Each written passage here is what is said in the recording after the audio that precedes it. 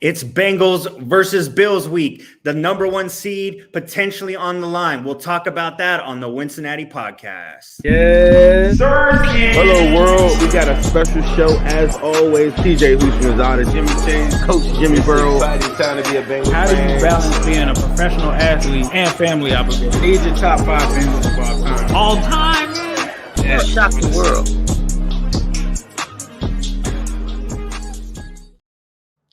Welcome to the Wincinnati Podcast. I'm Sovah. I'm with Zim. Zim, how you doing, man? I'm doing pretty good, man. Rocking post-Christmas, getting ready for the battle of the years, biggest game of the season. Is this the biggest game in Bengals history, like for a regular season Monday night game? Only thing I could think of that might have been bigger was like that 2013 game. This is a crazy game, the build-up for it. I was just talking to you off air. I just been looking for smoke all week, and they are not giving me the smoke that I need. Friendly in the space right now. It's too friendly, bro. It's too friendly, and I can't put my. Well, I understand it, but you know I'm super competitive, and I'm just looking at like I don't know. I need that added pressure, you know, coming up for the game. You know, There's not enough smoke for you. I think it's the biggest Monday night game in the team's history for sure. I mean, I don't think they've ever played a Monday night game with the number one seed potentially on the line. I know it's not a winner take number one type scenario. They need a little help. We'll talk about that later in the show. But I certainly can't think of a bigger Monday night game. They've certainly had huge regular season games with, you know, week 18s and week 17s with the division on the line. But this is as big as it gets. And I feel like with it being on a Monday the way that it is, it feels like it's so far away. All these teams are going to play on Sunday, and we're still going to be waiting until Monday night. How are you going to handle that? I think I'll be okay. I think, you know, just watching football with a free mind on Sunday is a cool thing too. Like I could kind of move around, do stuff. I don't have to be like locked in my house, you know, so. Or if I do go to the game, I don't have to be like, you know, like I can actually like chill, relax. I do love like, you know, when we do them 425 games and stuff. Well, East Coast time. If y'all don't know, Sylva's on the West Coast. But for us, it is really dope though, because you get a chance to watch those other games prior or whatever. So I think Sunday you just relax, watch everybody fight it out. But then, you know what I'm saying? It's all eyes on you, like Tupac on Monday, baby. Like it you know, like this is what you live for. Mike Hilton said that. Ted Karras was kind of channeling some of that same energy too. I'm excited. I know a lot of people be like, man, I don't know about it. I'm like, bro, this is what I always wanted. You know, like I want to be the focal point of the conversations, and I want to be the big dog. Like, and the only way to, you know, to do that is to win when everybody's watching. And I've always said that, you know, my whole life I live trying to convey to my friends, convey to random people that, oh, hey, the Bengals are finally coming around. Right. It irks, and they mean well, but it irks my soul. But this is your chance to do that. You gotta win on these type of games, and this is part of the Burrow era, and this is what Burrow babies is all about.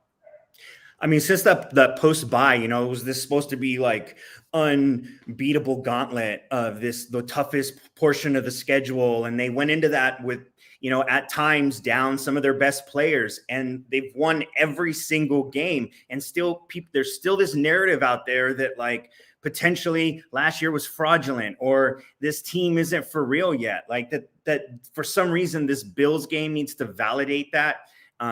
To me, is really weak. They've shown everything they needed to validate, and they've shown that they're a top tier team in the NFL. They are a Super Bowl contender / favorite. I'm with you, man. I feel like every step of the way, there's nothing. Isn't it a beautiful thing for one that know that we got the best quarterback? Maybe he isn't the best quarterback. He's the best quarterback for Cincinnati or Wincinnati, right? Sure. That's a dope feeling. Knowing that you do have, for the most part, really good health. You know, there's been some things that haven't gone your way along the way with La'el Collins, Cheeto Bear, Woozier. But you look around the landscape of the league and you follow the game of football, you just know it's inevitable, and it is what it is. And I think that's the disconnect with a lot of different fans is like from other fan groups is that when they have an injury, they're like, oh yeah, that's the reason we lost. But I think Bengals fans, we just seen that so many times that it's just like, I understand, like that's a part of the game and you got to win. And if you don't win, nobody ever remembers that there is no asterisk next to your name. And the Bengals were told that we had the hardest schedule coming in the season, said that we had the hardest stretch going down the backside of the schedule. Yet the Bengals didn't lose in all of November and all of December. And all of these different things that, that we said in the all season is like, go fix the offensive line. The Bengals actually fixed the offensive line, and people can, figure out different ways they would have did it, but the Bengals fixed it. And along the way, here we are. Here we are, bro.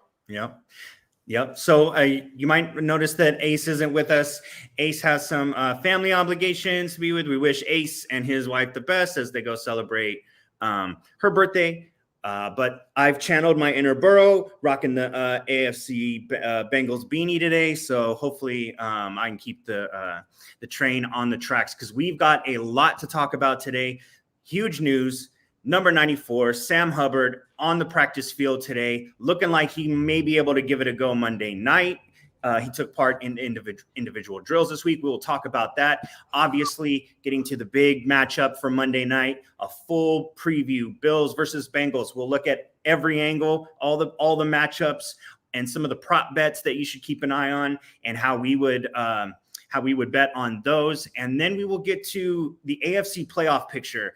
Not only is this game Monday night huge, but Sunday, there are huge implications that could make Monday night's game even bigger. We will talk about those in just a moment.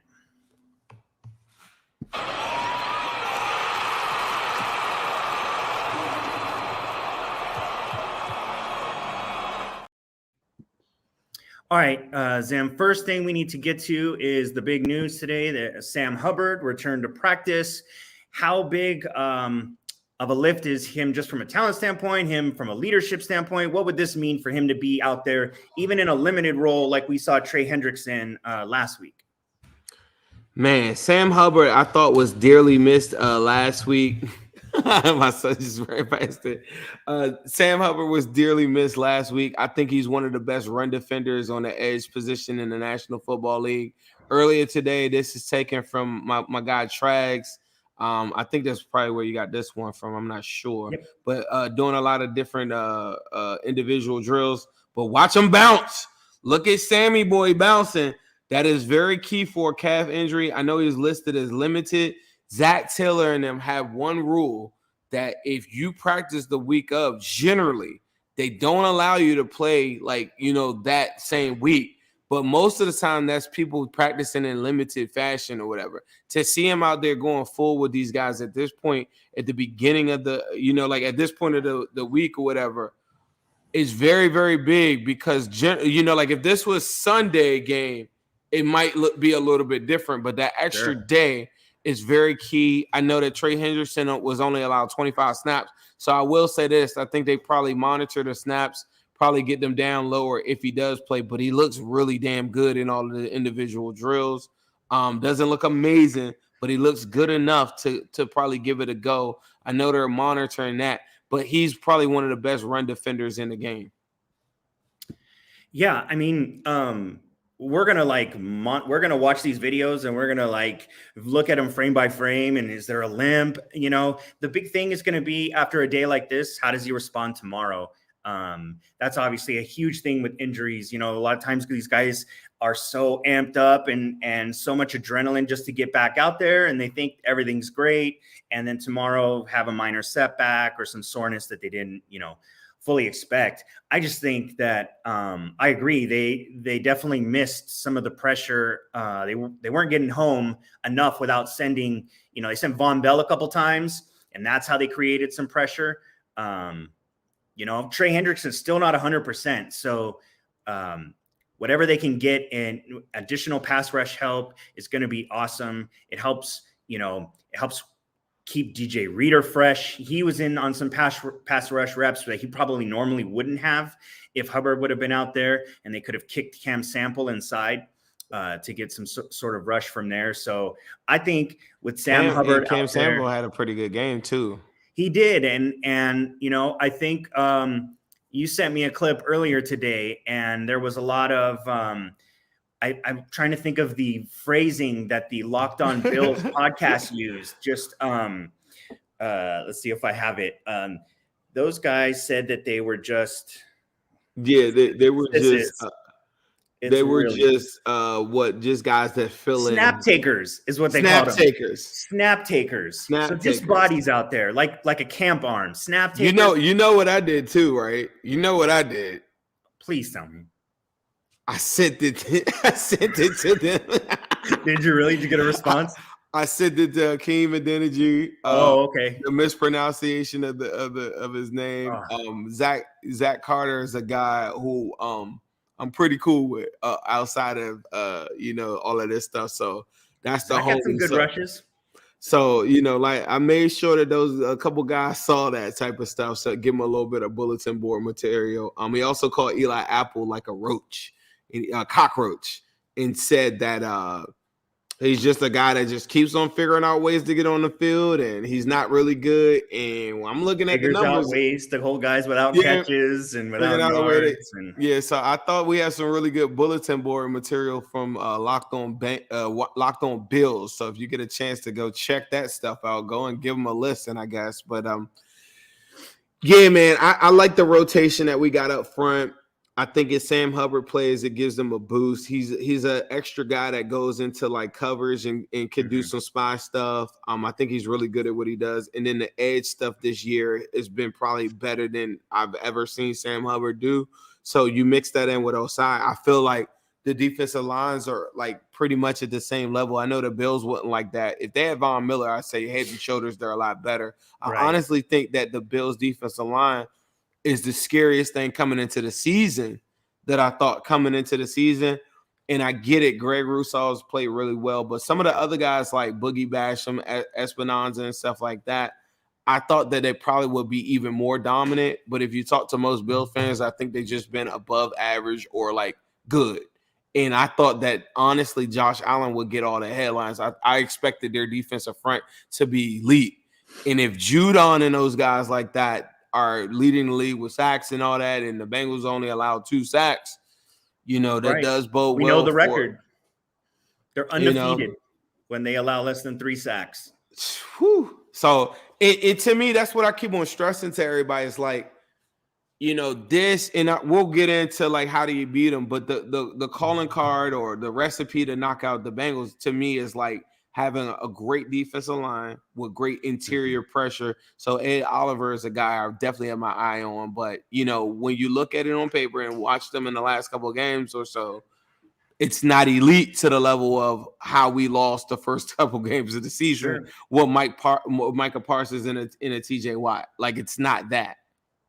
Yeah, if there's been any issue with the rush, the opposing rush, it's been on the edges. The tackles are the ones that have struggled, even though Lyle Collins,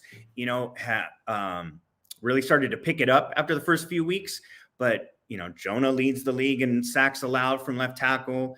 And it's the edge rush. The interior pressure hasn't been there. Chris Jones was invisible in the game against the Chiefs. Cam Hayward was able to get some pressure, and that's kind of to be. But remember that was the week 1 game though. Right. When we came back to see him the next time, I don't really remember any. Figured it out. But I will say this: Volson at times I thought struggled at some points in the season.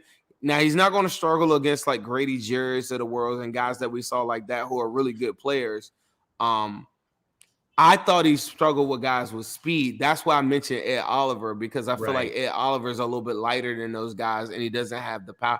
Volson's fine with power, and I just think Ed Oliver is a guy that Bengals fans should take write it down, because that's a guy that could be a major impact on this game.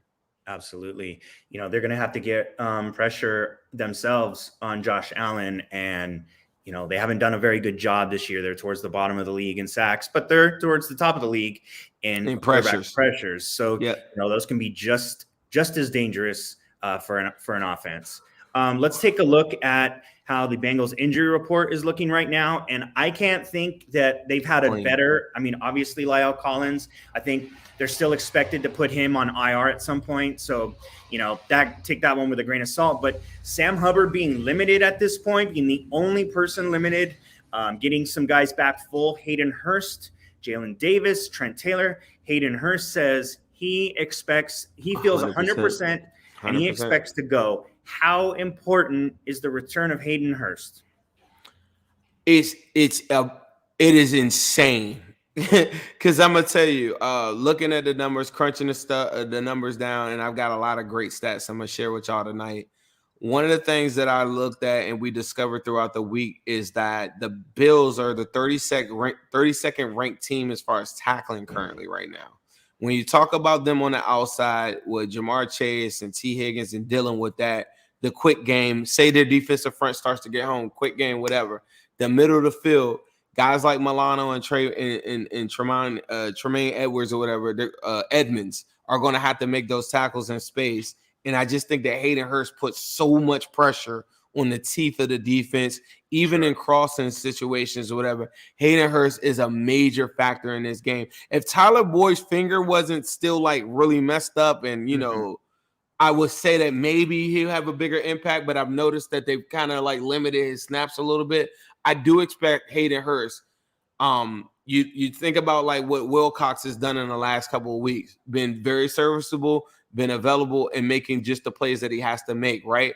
Imagine if those same plays were Hayden Hurst. Instead of 6-8 yards, you're probably getting 20 out of it. I just think it's one of those games where you got to pick your poison. And this is a secondary in the Bills that have given up a lot of yards to some of the best wide receiving cores in the league. They're not a team that has been taking wide receivers out. They have been stout on third down efficiency and red zone efficiency and a lot of metrics, but going down the field, I expect Hayden Hurst and company to be a major part of this game. And that's something I don't think that they've dealt with in terms of these wide receivers. I need to check them. And then I got to worry about a Hayden Hurst guy that has better than above average speed. And that size matchup is a nightmare. Yeah, I agree. I mean, there's going to be so much attention paid on the receivers because the Bills know their own deficiencies. They can't cover receivers. Even with Tre'Davious White, he still gives up the big play. So Jordan Poyer, and they're going to have to double some of these guys. They're going to have to use the safeties to bracket Jamar, to bracket T, and that's where Hayden Hurst is going to be left free to attack these seams, sort of like the same way they did with T.I. last week. So I think having an explosive athlete, look, Mitchell Wilcox gave them more than I could have asked for with Hayden Hurst out. I don't think anybody expected him to play as well as he has. And he has been such a breath of fresh air in the tight end room and having the depth that we didn't think we had when Sample went down. I don't think Sample's ever given us what Mitch Wilcox has the last few games. So I think Hayden Hurst is going to be super important. What a huge piece to get back. And I think, that is going to be a huge key to see how the Bills and the Bengals attack the middle of the field. Speaking of injuries, let's flip to the other side here. Stephon Diggs did not practice today with an illness. A lot of jokes about him cooking for himself because he's tweeted in the past that he can't do that and he usually makes himself sick. So hopefully he did not give himself food poisoning. If Stephon Diggs is less than 100%, what does that mean for Monday night?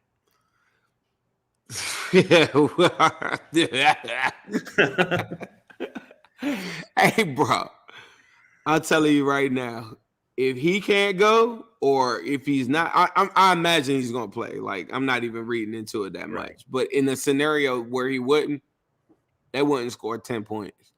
Like, straight up. Like, that, to me, he's the X factor along with Josh Allen. Like, if I don't have to allocate extra resources to Stephon Diggs, I'll just sit my linebackers right there and wait for Josh Allen to run. Like, if he weren't playing, they wouldn't have a shot. Like, that's just what I know. the fact that I respect this game so much, he's in my top 5 wide receivers. I think he poses a major problem for the Bengals, even at 80%, 85%. He's something that I don't think any of our guys can cover. I'm really relying on the coverage scheme of Lou Anarumo to make sure that if they do get Stephon Diggs or open or whatever, that they're funneling him directly into linebackers to make him make business decisions, funneling him into Von Bell and stuff like that, and making it tough decisions for, Stephon Diggs to go get that. Him going deep isn't a bigger factor of what, I'm more expecting Gabe Davis, who pretty much only has 3 routes that he runs on this whole entire route tree. I just watched 3 of their games earlier today. So, I wouldn't call him a one-trick pony. He runs a post really well. He runs a go pattern. I think they'll take a page out of Belichick's book from a week ago and test us vertically, and they'll throw some go balls to him. Stephon Diggs deep down the field, I'm not really worried about it with the size, with Cam Taylor-Britt and Jesse Bates in the back end. But him going across, slants and everything, I'm really more so counting on and banking on Lou Anarumo to scheme it up to say if he does get catches, he has to get hit for him. Mm-hmm. Yeah, absolutely. I mean, I think there's no way he's not playing. I mean, I don't think it's that serious of an issue, but if he's a little dehydrated because he has has been on a fluid diet or whatever. You sound like you got some wishful thinking. You want to no, I mean, I want to see him. You want to see him drinking Pedialyte. I want to see him go full. I think they can take them full. He's like, no, he's a little dehydrated. If I see him in a uniform, I don't care what he's talking about. Right. I don't, you think they talking about look, I'm gonna tell you right now, Josh Allen with his elbow thing or whatever, his elbow looked fine to me when he played the Dolphins. He was slinging them up about 50 yards down the field, so I don't want to hear about no elbow. You think they care about Joe Burrow's finger or his elbow that showed up on the injury report a couple weeks ago? Nobody's gonna care. And I don't care about none of that stuff on there. If he put on a uniform, I do not care. I really don't. And it goes both ways, too. If Hayden Hurst comes out there and doesn't play a good game, I'm not going to come back and be like, man, Hayden Hurst, man, I wish he was. You suit up, bro. This is the league. We in week, 16? 17. 16, 17 week. It's do or die. This is Monday Night Football. This is the most televised game in the whole entire season about to be coming up on Monday night. I do not care. If you are suited up, we are booted up. Yeah, this is unquestioned. This is the primetime game of the year. Let's see everybody at full health. I wish bringing our best. You bring your best, and let's see who comes out on top. Some eyebrows, I think, were raised a little bit today when Joe Burrow was asked about Hakeem Adeniji and sort of talked about Isaiah Prince, saying that they feel confident in Zay and that, excuse me, any questions about who's the starter need to be directed to Zach Taylor. So this kind of came out of left field a little bit. I think we all just naturally assumed that Hakeem was the guy. What do you think's going on here? I was thinking the same exact thing. You know what's so funny?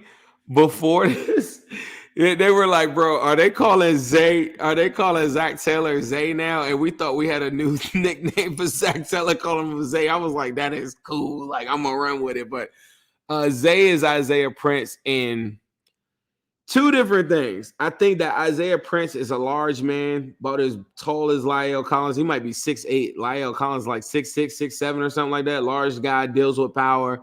You think about Greg Rousseau, not a speed rusher, going to get into your chest, going to bull rush you, going to have a couple different moves there too. Not going to come with spins. He's not a speed rusher type guy, right? And so for Isaiah Prince in that manner, and I think about him in space, mauling guys and stuff like that. Adeniji, though, to me, just seems like a way better fit for this game in what we're talking about. Adeniji is a guy that's practiced every single week.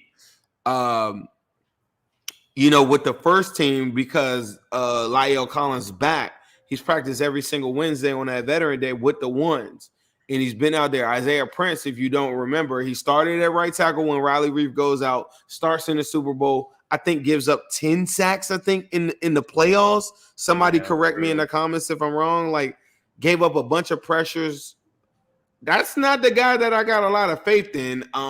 I can see where they think that it might work in their favor, but coming into this season, Isaiah Prince comes off the injured reserve, then gets thrust into the lineup now, it just doesn't seem like a smart move. I think Adeniji, to me, is footwork and his base. What we saw from him last week against Judon, that just seems more likely to me. But, I mean, Isaiah Prince is talking to the media, which I know players are really, really savvy, and they're really in the know when it comes to if they're playing, they talk. If they're not playing, they're not going to talk. And I just thought maybe it's gamesmanship or what, but I do not – me personally, I'm a Adeniji guy. I don't know if you guys saw this.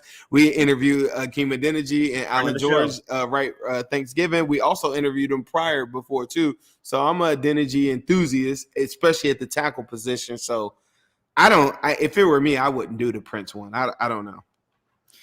Yeah, it's kind of weird that Prince is his strength is dealing with strength, being so tall. Usually those guys lose the leverage battle and they're not as good against the bull rush. And he's got the length to handle the speed rushers trying to run around him. But it's just the opposite. I think with Rousseau, he's kind of a power guy. So if they think that Isaiah Prince is more adept to handle the power there, then that's where they think that that's why he gives them a better chance to keep Joe clean. But it's just weird. I know Adeniji's sort of been the extra guy off the bench, the extra tackle when they go jumbo and want to run like that. So it just seems odd to kind of shift gears. And it almost feels a little bit like a panic move. I hope it's not. This coaching staff over the last 2.5, 3 months or longer has earned the benefit of the doubt with things like that, even though we questioned Frank Pollock a little bit in the beginning of the year, taking all those sacks. So I think at this point, we got to just kind of trust. We'll all wait to see when something more definitive is announced and then, get behind that. We're obviously going to root for our guy, whoever it is, and hopefully we're all pleasantly surprised. Early in games, I don't use the word worry anymore, but I am concerned early in this game.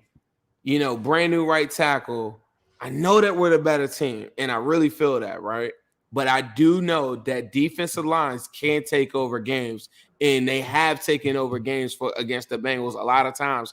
And a lot of times the Bengals come back, particularly like you think about the Dallas Cowboys game or the Steelers game to start off our season.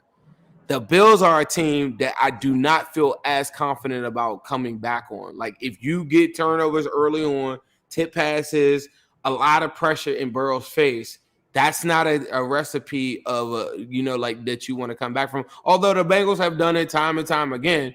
Monday night, bright lights, Burrow's all game is everybody game like that. That's not something you want to do.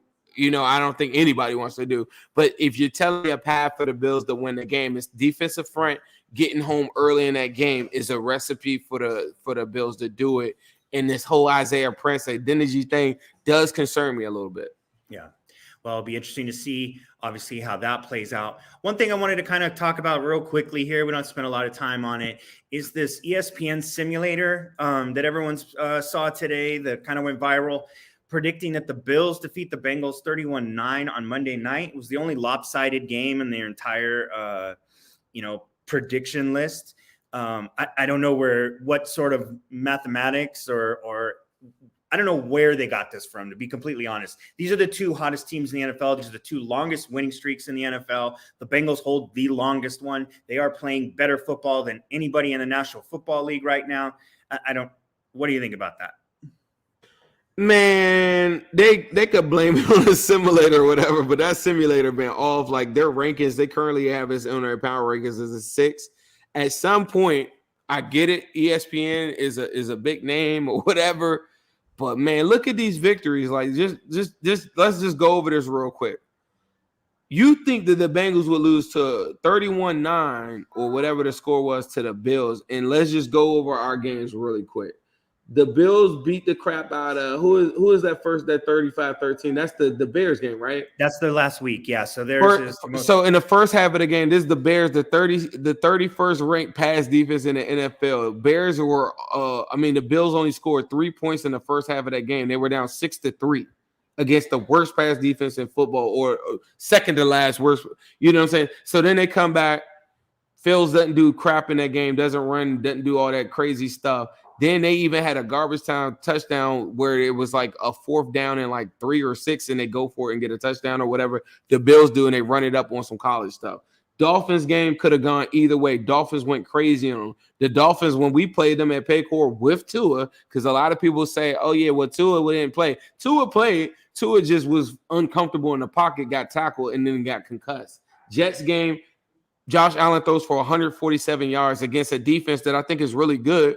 You think they're better than the Patriots defense? Maybe. I don't think so. We look like the dominant force that we were last week in the first half of that game. Even in the second half, the Bengals were moving the football, just had some unfortunate things happen. But they didn't look that good. Josh Allen runs for 40 yards, throws for 147 yards in that game. Patriots, they look really good in that game. Then they go – everybody saw that game, the Lions against them on Thanksgiving. They throw a damn near a Hail Mary in the middle of the field, 40 yards down the field. And, to Stephon Diggs in that game, earlier in that game, whatever, you watch Mont St. Ra go crazy on him, right? Right. So, this isn't me diminishing their wins. This is just like these aren't dominant games right here. Let's go to look at our games. Panthers game, up 42-7. Then go to put our main players like Mixon, Burrow, and all these guys on the bench in the third quarter, right? Then they get a couple garbage time touchdowns. Steelers game, they gave Kenny Pickett 2-3 drives in the first game. In the first half of that game to allow him to get like 7-10 points just off of that, right? Then we go to the second half of the game, we're up 37-23. Cooking, right? Then they go get a garbage time touchdown on that game. Titans game, I thought we handled that game. They weren't running for anything. Did a pretty sound job on them. Chiefs game, we're up. We leave 11 points on the board. We get out of there, but that's arguably the best team in football. Browns game, comfortable win. Buccaneers game, come back and put 34 points on them in the second half of a football game. Then we come back to the Patriots. Joe Burrow throws for more completions in the first half of that game in the whole Belichick era. Throws for 284 yards in the first half of a game. Second half comes out and cooks again. Throws for a total of they have a total offensive output of over 520 yards in that game. And you mean to tell me you think that the Bengals are the team that's only going to score 9 points? Couldn't be my simulation. Yeah, I mean, thank God that these games aren't played. This isn't a Madden. This isn't Madden. This is real football. It's played on the field. It's played on grass. It's played on fake grass. So, I don't think we got to worry about it. Let's do. And Bengals win against harder opponents, I was told. These are all like Panthers are in the mix to win. Aren't the Buccaneers still at the top of theirs? At the time, the Browns were vying for the playoffs. Steelers got knocked out. All those were playoff teams. They weren't the Bears. Right. Yep. Absolutely. So let's do what we normally do here. Let's talk about the game plan on offense. Zim, give me the game plan for the Bengals when they have the ball. Number 9. It's like, man, when you think about this team, like it's just about scoring first, or at the very least, no turnovers early in the game. As much as I talk about like how the Bills, Josh Allen has 18 turnovers in 15 games, and they feel as though that they can make up for that. They don't have the luxury to do that against the Bengals, straight up. He cannot have turnovers on their end. But on our end, I will also say the same thing. We can't turn the ball over early in this game. Has to be able to put those guys. I told y'all the Bills are the 32nd ranked team as far as tackling. Matt Milano has played more snaps than he has all year. Matt Milano currently right now has a 17% rate as far as his tackling miss rate, which is amongst the highest in the league currently right now. He missed 3 tackles last week against the Bears. Why do I know this? Because I've been up waiting for this game. I've been watching all their games, and I know every single thing that I think that I can exploit about the freaking Bills. So when I think about this game, it's about making some of those plays that we've been making. When I think about the Saints game where Jamar Chase breaks the tackle, I think about the Falcons game where, he just breaks free, then goes out, those are the type of things that I think the Bengals need to do early on. They don't need to force it issue on any of these things. Just getting these guys out in space, making the game very simple at the very beginning of this game, even if it's in the screen game, which the Bengals don't show often. And I feel like the Bengals are saving it a lot for like the playoffs in my mind. I really do, especially against a team with a front like this. And I think early on, just making sure that you stay balanced. Sometimes when Burrow is cooking, I think Zach and company get really pass happy. In this game, I'm not mad at that. And I normally don't say that, like this whole balanced attack thing that I've been saying all year. I think that they're not the team like the Bills or the Chiefs where they're pass heavy, even though the Bills currently right now are the 8th ranked run team in the NFL. But most of that, a lot of that is through Josh Allen being the leading rusher for most of the season. Right. I do think the balanced attack thing is like the thing that we can do, but this is the one game where if Burrow's feeling it like how he was last week, 40 completions is not normal. I don't know, like people could look at the 2 picks and miscommunication. If he's feeling it like that, this is a secondary to do it on. Like in man coverage, they're going to go 25% of the time in man coverage. And Kyer Elam is a guy that they might give more snaps to. Tre'Davious White is a guy who hasn't come back and returned to normal form, and it's a guy that has a 61 grade in PFF currently right now. There are other guys like Kyer Elam who currently have a 33 coverage grade on PFF. He's relinquished 72% of catches on it. Benford is now on the IR. He's not there. Dane Jackson is the guy that is the wild card that most Bills fans will tell you that they don't like. But exploiting that secondary is something that I think the Bengals should do. And all season, I've been saying the Bengals got to run the football. I really always do feel like that. And the Bills can be run on. Like the Packers second half game, they got ran on a lot. But this is the one game where it's like you got to let Joe cook. And I really feel like there's almost like a symbolism to it. Like this is the MVP candidate, the MVP campaign. This is the stamp game. This is the one chance he's got to show the world like who he really is. And I think, and I'm not about that prideful stuff a lot of times, but this is the one game where I think he absolutely has to assassinate them throwing the football. And I intend on them to do it. I know that's not a really complex game, but throwing the football and throwing right at him, getting the ball out quick, I just don't think that they have the corners to stop it. I really don't. Yeah, I mean, I think everyone is kind of hoping for that Chiefs-Rams Monday nighter, part 2, like the redo with these two teams. The defenses, I mean, say what you will about Aaron Donald and some of the players on that Rams defense, but these defenses are a lot more consistent. They're a lot more sound than either of those two were. So I don't think we're going to get those types of fireworks. But I agree. It's going to be on number 9. They're going to put it on his shoulders. And as much as maybe from a fan standpoint, we're going to want to go bombs away to Jamar and T and these guys.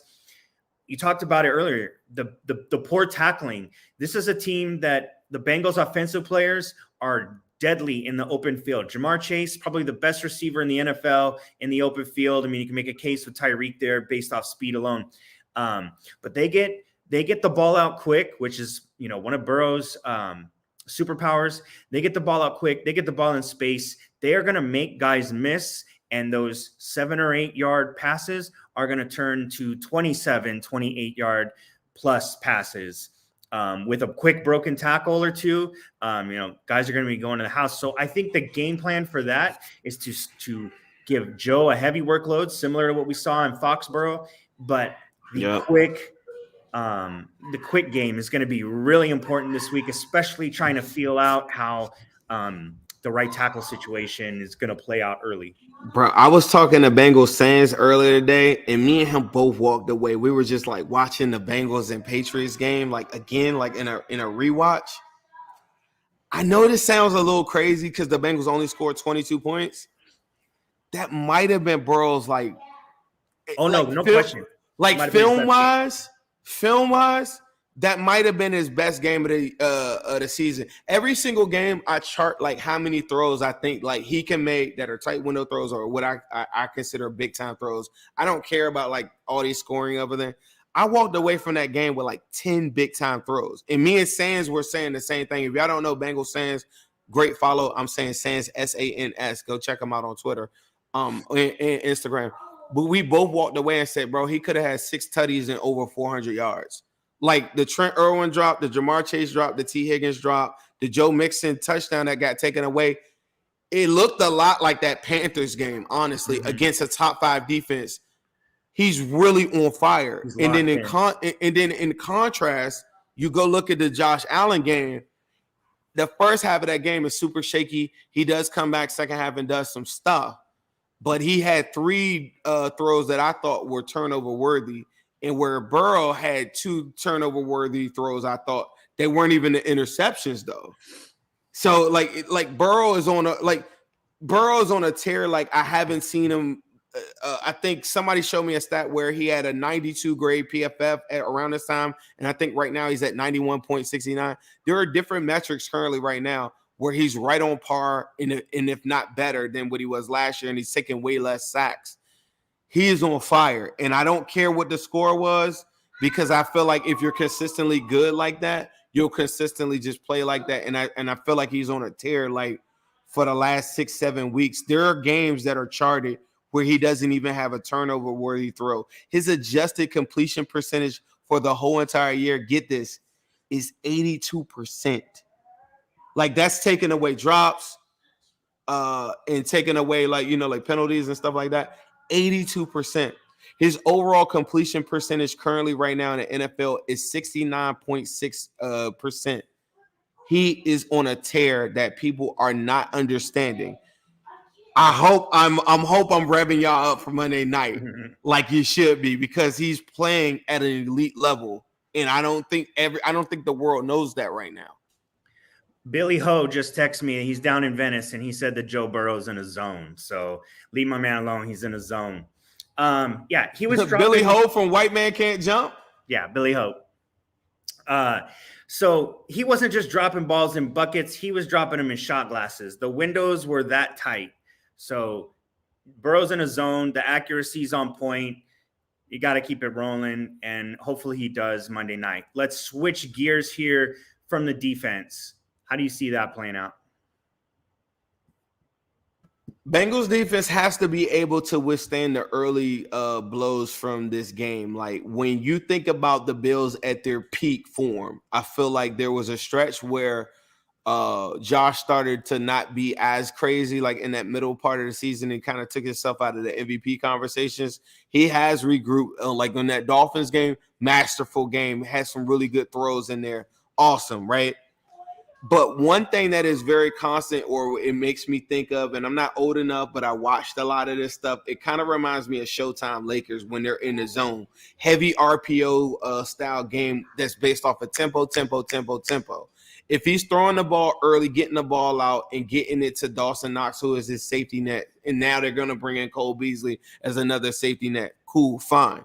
I feel like that runs into what Lou Anarumo wants to do. Keep everything in front of them underneath. If they aren't testing us vertically, they cannot win this game. If it's underneath and we're forcing him to throw tight window throws, he cannot win this game. The defense has to be sound in their gap assignments and making sure that they do not. It's pretty much the Pat Mahomes, Lamar Jackson. I know Mitchell Trubisky is a bum, but he likes to run, and he was known as a running quarterback, right? So one of the things that they did even in that week 1 game is make sure that they didn't allow him to escape the pocket and let Josh throw across his body, throw different things, because the number one thing that you're going to get upset as a Bengal fan watching this game, it will happen. True to Ben Roethlisberger formula, he's going to escape some sacks that normally would be a sack. He's going to shake guys off. It's going to happen. But early in the game, they have to get him down or at least make those plays like that, throwaways where he slips out of the sack, he throws it away.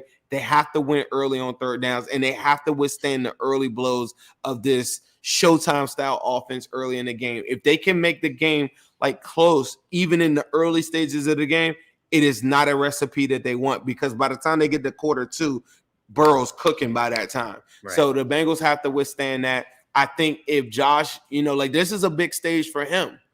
So one thing that I do know is that he will get impatient at some point and he will give you opportunities to get the ball. The Bengals have to take advantage of those opportunities, especially if the Bengals get a lead. I know that he's pressing. You got to understand the psychology of this team. This is a team that put all their chips in the basket for Von Miller. This is a do or die type of situation. Not this game, but this year is a do or die. They had Super Bowl aspiration. Josh is feeling the ancestors of the what is that 94, 95 Bills, the 4 back-to-back. Like, you don't want to be grouped into that as a team that had all this talent but couldn't win a Super Bowl. He will press. I've seen him press at big moments. He had throws that he could have made against the Dolphins in week 3. He had different opportunities throughout the season. Even in the Vikings game, I thought the Vikings game, Vikings just made an incredible play. Like, he's had opportunities in games. And they let Kirk cook. And Jefferson cook. Jefferson with the greatest catch of the year. So there are opportunities, I think, where I think he does press. And a lot of times teams let him off the hook. The Bengals cannot afford to let him off the hook. They have to take advantage of them and kill it early. And if they do that, they will be fine, because Lou Anarumo in the second half of a game. Because I'm going to tell you another thing. Bills make their defensive changes really good in the second half of a football game with Leslie Frazier as well. And that's something that's kind of going underneath the radar as well, too. Yeah, I mean, I think as AFC North fans and Bengals fans, we want to compare Josh Allen to Ben Roethlisberger, since it's so fresh in our minds, and they're big dudes, they're big mobile guys. But Josh Allen is a different animal. To me, Josh Allen is more Dante Culpepper in his prime. Dante Culpepper could. What about Cam Newton? Cam Newton in his prime. Yeah, that's a good comparison too. Cam Newton. Cam Newton was just as big. So yeah, I think he's more that than Ben. So I think with all the zone that they're going to have to run, you don't want to turn your backs too often on him, because he will take off and get you. So they're going to play probably a ton of zone. Hopefully a 4-man rush gets home. If not, we're going to see, Von Bell coming on blitzes, because as much as we love Mike Hilton, he's a smaller guy, and to bring down, I mean, you may see him on some run blitzes, but the other angle I would love to see with Mike Hilton was I'd love to see Cole Beasley active on Monday night, and just to see Mike Hilton absolutely lock him up, put a masterclass defensive backery on him. But they are going to have to be able to get home with their rush more than they have defensively. And they are going to have to keep an eye on Josh Allen and play sticky. The defensive backs have to play sticky, because they're probably going to have to cover a little longer than they're used to. It's similar to playing somebody like maybe Lamar a couple years ago, where he could scramble around and buy an extra 2.5 seconds. You know what Mike Hilton does really good though? And you brought that. This is hot. Maybe this is a hot take. He gonna come in there and get them legs. You know how he comes in there and gets those legs, and he stops guys in their tracks. And he's gonna come in there on a run blitz, and he's gonna get Josh Allen at his legs. Yeah. And everybody's gonna be like, "How does this little guy come into it?" Bro, he's so good. I mean, he does it to Derrick Henry, and that's no different. If he might be bigger. So it's Derrick Henry with a football in his hand trying to throw it down the field. I don't know, man. I think that the Kansas City Chiefs matchup is more challenging than the Bills, challenge. And we haven't played the Bills, with Burrow. We played Josh Allen years ago with Dalton. I remember Tre'Davious White had 2 picks in that game, but it's just you can't even really compare that. It's just so different of a team now. And I did want to give some quick stats though. Currently, right now, Joe Burrow is 4th under pressure in the National Football League, has 110 rating against the blitz, 72% completion rate against a clean pocket.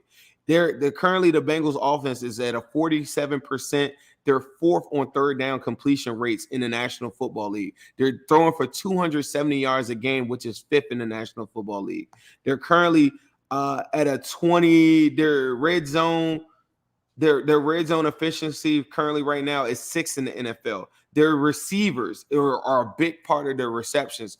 Joe Mixon has more receptions than Tyler Boyd this season. Currently, the Bengals have 97 receptions between their running backs, which is 3rd most in the National Football League. So the checkdowns in the way that Joe Burrow throws them to give his running backs time to go out in space is going to challenge the worst tackling team in football a lot in this game. And I honestly feel like a lot of the pressure is going to be on the Bills.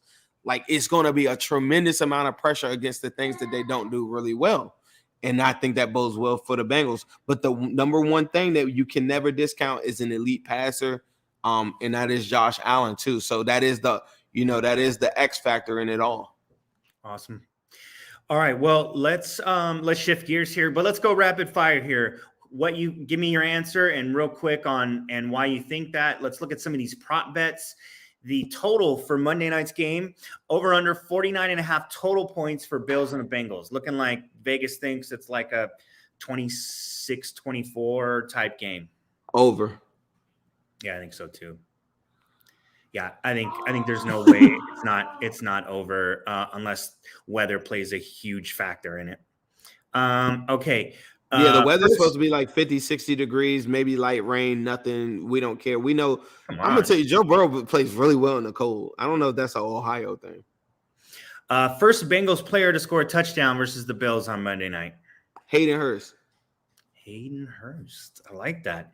I'm going to go with Joe Burrow on a scramble, like a 5-yard touchdown run when they're like on a 3rd and goal, and he just makes a play when nothing's there.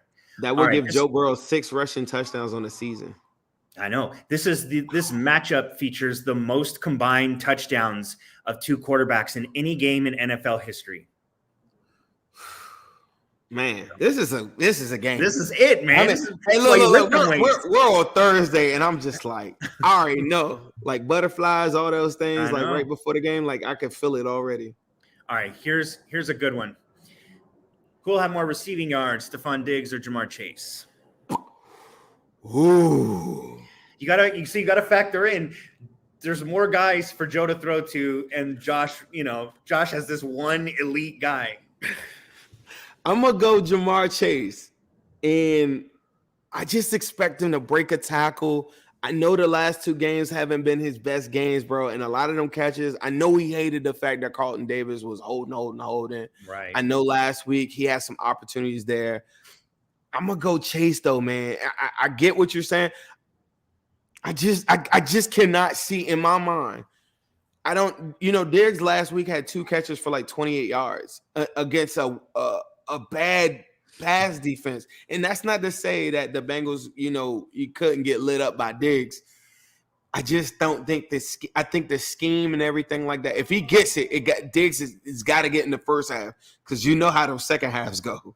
Yeah. Like they're going to jump back into coverage. Dare Josh Allen to run. We got to make the tackle. Like it's not like he's not going to have throwing legs. I'm going to go Jamar Chase. And I think check this out. I think T. Higgins has a bigger game than Jamar Chase. Whoa, okay. 2 guys more than Stephon Diggs. Okay. All right, I'm going to go Jamar as well. And I think the biggest reason is something we hit on a few times in this show, and it's the poor tackling. And he will make you look really bad in the open field. And he did it last week. I don't know. I can't remember if it was Marcus Jones or not, but he had somebody in the open field. It was Marcus Jones. Yeah. You know what irked my nerves real quick? I know the speed round. It irked my nerves to hear like Bengals fans and Patriots say like Marcus Jones had a great game. Let me just run over this for you real quick. Marcus Jones is their best corner currently right now. Like I know Jalen Mills didn't play, but Marcus Jones is the best corner. The Bengals threw for 138 yards on Marcus Jones. Marcus Jones relinquished 10 catches. Out of those 10 catches, 8 of them first down. And you think that I'm not about to give Kyer Elam and like Xavier Rhodes work? Higgins made a highlight reel out of him. Like that's the part that like to me, I'm just like, oh, give me this game. Like I want y'all to see something real quick. They were talking about like, yeah, we're gonna go single coverage with. I'm like, bro, I just can't see it. With all respect to Tre'Davious White, if they go man to man on him in any scenario, I know what Joe's going to do. Joe's going to throw right at him. And if you go look at that Dolphins game with Tre'Davious White, they had some success against him in one-on-one matchups. Yep, absolutely. All right, quickly here, we will get to our Bengals winning ways powered by Fan Cave Pro. Fan Cave Pro, my company, asks you to embrace your fandom. If you are ready to build the fan cave of your dreams, why haven't you gone to my website yet, fancavepro.com, or hit me up on Twitter? Let's put something together. I'll design something in 3D for you. We'll put together a spot that you can chill with and hang with your friends and family. So fancavepro.com or hit me up on Twitter. Let's talk about if the Bengals come out with a win, they will have done what to get to their winning ways for an 8th straight week? Shout out to Fan Cave Pro. They just got out on them early, scored early. That's the formula. Evan McPherson didn't miss any field goals. And Bengals took advantage of every opportunity that Josh Allen gave him because he's going to give us that ball. He's going to drop a handoff. He's going to fumble at some point. The Bengals got to get on that ball. We know, I don't know if y'all know about Cook, Dalvin's little brother, fumbling early in the season. I'm going to tell you right now, Von Bell and Pratt are punching that ball out. 3rd down, I'm going to tell you, I hated playing the Ravens and watching Lamar just run on every third. Mm-hmm. Josh Allen, if Stephon Diggs isn't open, then he goes and he wants to go to Knox. If he's not, he's running. Yeah. And the Bengals just have to be ready for it. He's running. To me, and we've noticed that the Bengals have been losing the coin toss and the other team's been getting it. I like them getting the ball first. Put the pressure on. Go downfield. Give it the ball to the offense. Make the other team play catch up the entirety of the game. I understand why teams want the ball to start the second half, but to me, it's that I agree. If the Bengals win, it's because they started fast and they started heavy and they put the pressure on and they were just too much for Buffalo to keep up with. All right. Well, speaking of Buffalo Wings, Uno Wings, let's hear from our folks at Midwest Best Barbecue.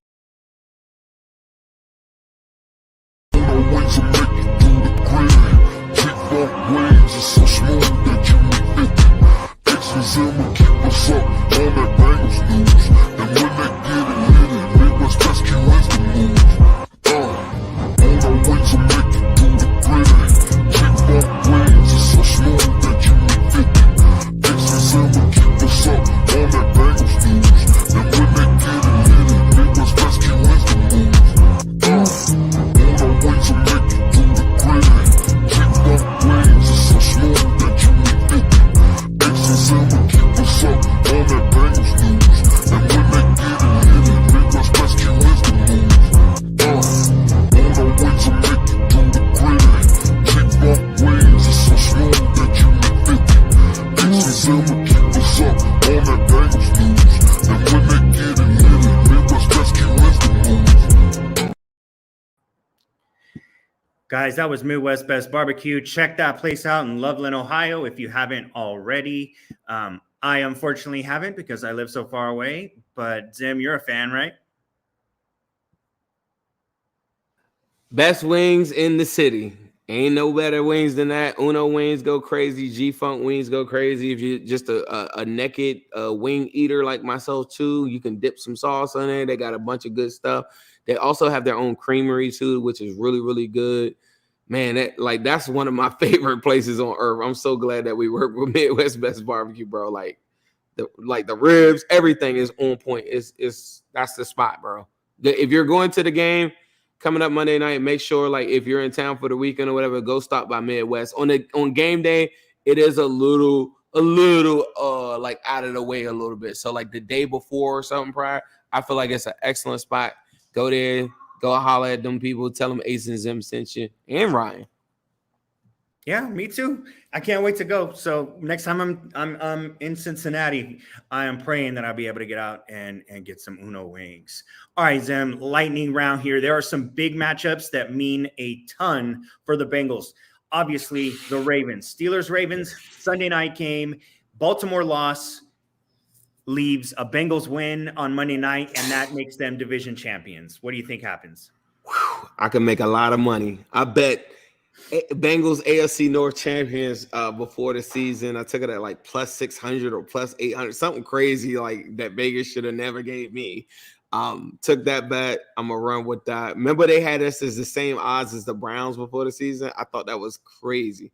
So I'm going to be really, really rooting for the Steelers for once in my life. And I think they're more than capable of doing it. Kenny Pickett for the last 3 games is Pro Football Focus is an 84.4 great. He was knocked out of the first time that they played the Ravens, and he would have won that game too. So Steelers, low key have a really good defense, bro. And I think it's one of those things. Like, remember when we played them? I walked out of that game and I said, man. At that time, a lot of people were like, oh, they're trash. I said, man, the defense is a lot better than what people are kind of giving them credit for. And I thought they gave us their best shot that night, and we came back and put 30-something on the head.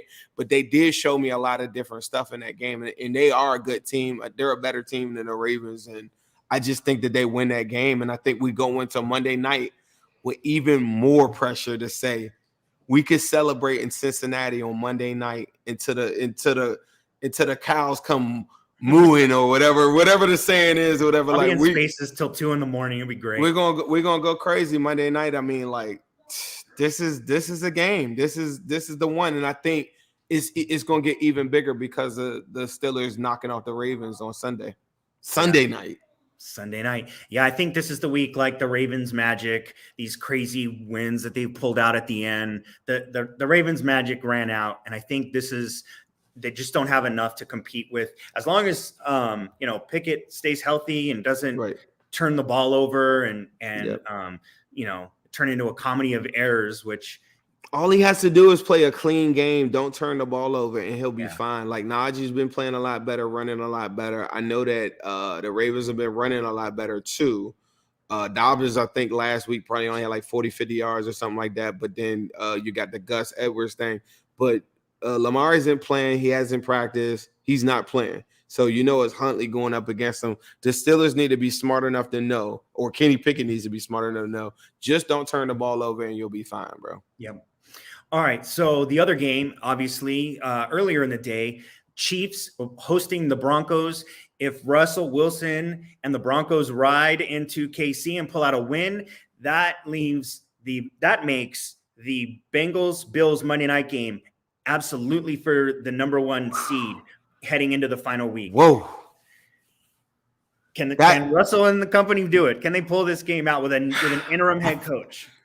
The record for teams after their coach has been fired mid-season or something, I saw a stat was like 6-1 or something like that. Russ, maybe they take the reins off him with no Hackett there. Keep in mind too, if Russ doesn't get knocked out didn't he get knocked out of that game a couple weeks ago?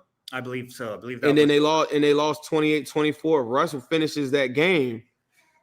I mean, bro, it's not a crazy thing. Like the Chiefs went to overtime with the Texans, just a week ago. Like, they're not like a juggernaut team, and their defense has a lot of different holes, and it's a division game. The Raiders game that they play the following week, I have no hope in with them benching Derrick. No, it has to happen this week. It has to happen this week. And the Broncos, after getting 51 put on them or whatever, are going to come out there pissed. And I really think that's a game we're all going to be watching at 1:00. That's a big one. Yeah. My head says Broncos. My heart says the Chiefs. I'm just hoping some way Russell and company can, I don't care if they win 13-10 or 16-13, low scoring game.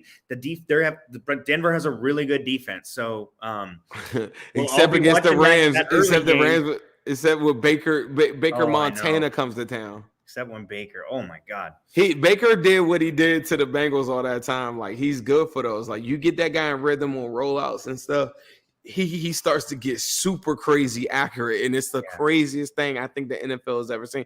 Baker Mayfield going to be a backup in this league for a long time, right? Like, I don't see – maybe he gets a starting gig, but Baker Mayfield going to be like this guy that's almost like Dan Marley or something like that, like where he just gets hot and he's like – and he creates like a Ryan Fitzpatrick like figure for his life. I think he plays in the league for a while, bro, and he's just this guy that gets hot coming off the bench, and you just never know with that guy. Like, I feel like he's made for that. He's not made to be like a starter.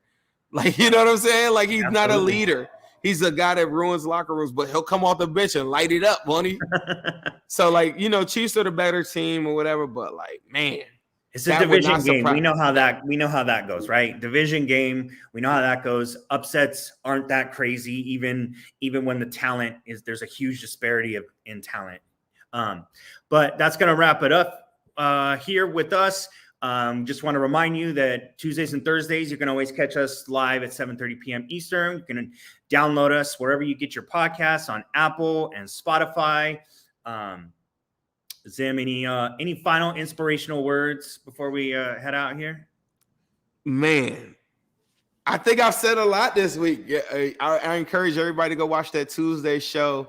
I had a lot of, thoughts on it. I'm keeping all my energy in there, praying I get my Twitter back, because if that happens, you talk about I'm going to light this world up. I always wake up every day and I try to get it back and stuff like that. So man, I don't know. We're going to turn up regardless. I'm really excited. Make sure y'all go and follow my guy Ace. He couldn't be with us tonight. He was hanging out with the fam. He got the birthday and everything like that. Make sure y'all go to newstrikecity.com, support the show. Make sure you go to Fan Carry Pro and get a free consultation with my man Sovah. Make sure you check me out at zimhude.com. We need all your support so that we can keep on rocking and putting out good content. I got a couple people hopping on the show next week that I think people are going to like. So make sure after this show is over, you comment, like, subscribe. I got nothing else for you guys. I'm really ready. I'm going to be in Twitter Spaces tomorrow. I'm going to be lighting it up. I'm looking for smoke always. Y'all see throughout this show, I'm just giving y'all all the ammo, giving y'all all the info. These are all the things I wanted to say to them Billies all week, but they just never showed. This has been the Wincinnati Podcast. We've heard Zim cook. Now let's watch Joe cook. Yes. Hello, world. We got a special show as always. TJ Hushmanzada, Jimmy Chase, Coach Jimmy Burrow. Exciting time to be a Bengals How do you fan. balance being a professional athlete and family obligation? These are top 5 Bengals of all time. All time, man. Yeah. Shock the world.